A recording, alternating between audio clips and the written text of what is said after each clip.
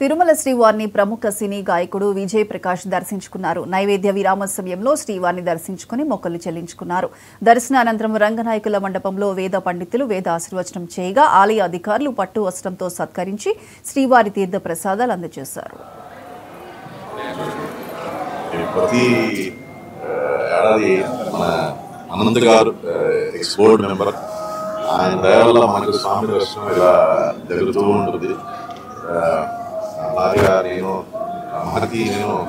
మనం పెళ్లి కూడా ఇక్కడే దాదాపు 23 years ముందు ప్రతి ఏడాది స్వామి దర్శనం ఇలాగో మనకు స్వామి దయ వల్ల జరుగుతుంది. ప్రతి ఏడాది మన అనంత్ గారు ఎక్స్ బోర్డ్ మెంబర్ ఆయన దయ వల్ల మనకు స్వామి దర్శనం ఇలా జరుగుతూ ఉంటుంది.